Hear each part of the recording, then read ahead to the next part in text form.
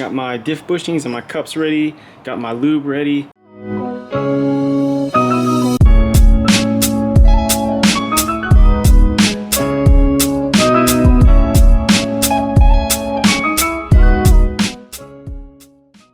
Happy Saturday, we're doing diff bushings on the R33 Skyline today. So I got two separate Whiteline bushing kits. These are going to be for the front towards the snout of the diff, and then these guys will go on the subframe.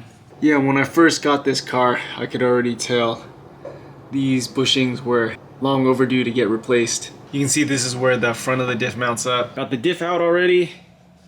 You can see the bushings will just press fit into there, or hand press fit. Yeah, again, long overdue. This cover was actually leaking, so two birds in one stone. I took off the cover, washed it, and got a fresh reseal on this guy. So if we look at our front bushings, there's actually a thicker bushing and then a thinner.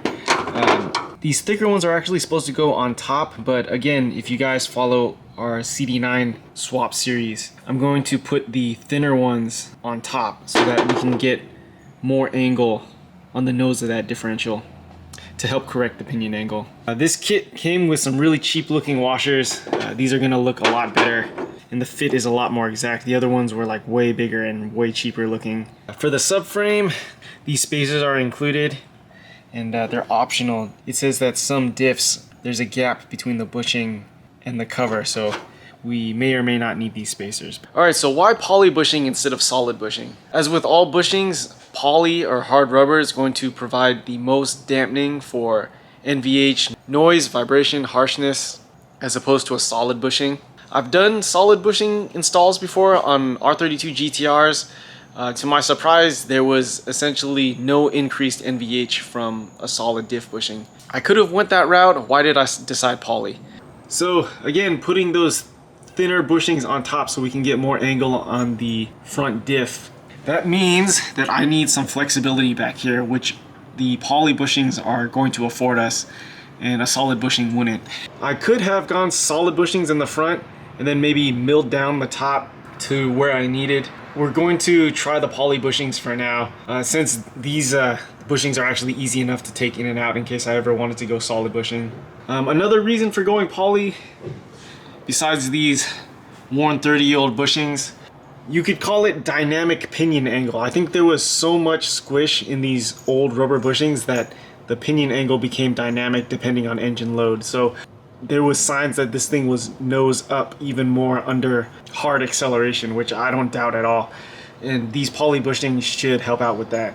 Again, if I completely wanted to get rid of it, I would run solid bushings up here. So yeah, we're already ahead of the game. Diff is out. I am going to have to knock these out. The game plan is to cut a slit all the way down through the metal liner and then either a punch or air hammer and knock out this and knock out the metal shell so that the bushings plug in.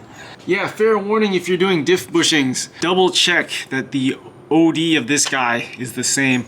I know on some S chassis rear diff bushings you actually need to keep the original metal ring in here, otherwise this thing's gonna be too small. So yeah, Dexter, after you're done with your Kong, why don't we go ahead and knock out those diff bushings. Alright, well, I got the center metal parts out. These bushings were bad enough that just two praps with the air hammer and these just fell out. So yeah, next step, I'm gonna try to get the air chisel and chisel up.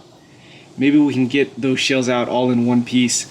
Otherwise, I'm cutting a slit down the middle just enough to break the shell. And then same thing, chiseling out the shells, going around in a circle. So let's see what happens. Alright, got the first bushing out. Wasn't too bad. Just used my air chisel and folded this guy over on itself. And then finally, what is this? The air pointy stick. Yes, I used the air pointy stick. And I basically and basically just walk this thing out back and forth until this thing popped out through the back. So again, the other way to do it, grab a hacksaw and then cut down to this bearing shell only, and then you can use a hammer and a chisel and fold this thing over on itself. And once this is folded over enough, you should be able to walk this guy out and punch it straight out. So yeah, on to the second one. Hopefully this one goes as well as the first. Alright, this guy was a lot harder to knock out, but there it is. Got my diff bushings and my cups ready. Got my lube ready. We're going to clean up and lube the holes a little bit and then go ahead and slide it in. All right, so those poly bushings just slid right in. I'll show you this insert. There we go. Yeah, so pretty loose fit, but I imagine when you tighten down these diff bushings, that poly diff bushing is gonna and squeeze down and expand out a little bit to fill this gap. Another thing I noticed, you can see this gap right here where that bushing shell used to sit flush. So I can guarantee we're gonna need those spacers. Got our front diff bushings in. Again, typically this bigger side should go on top, but just a reminder, we're trying to correct, if I can move my hand right, the pinion angle nose up. So that's why we're putting the smaller side on top. So this will go straight on the subframe. We got that washer and then bolt through here. Let's go ahead, put this guy on. Don't forget, we need the spacers back here. All right, got our diff bushings in. Got the diff in. One more time, got the small bushing on top. Sorry about the tow truck outside. And then got our new washers on bottom. Everybody's torqued to spec. Got our angle cube right off of the snout of the diff. Looks like we're getting 1.6 up. Yeah, that's right.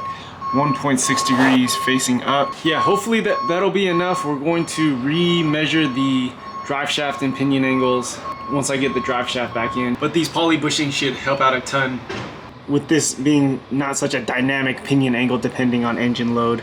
So yeah, that's it for our rear diff bushing install for our R33 Skyline. Relatively straightforward, should be a huge improvement. This is my daily driver, so I'm going to daily drive it and come back with impressions. Questions, comments, leave it in the description below. Appreciate the support. Catch you guys next time.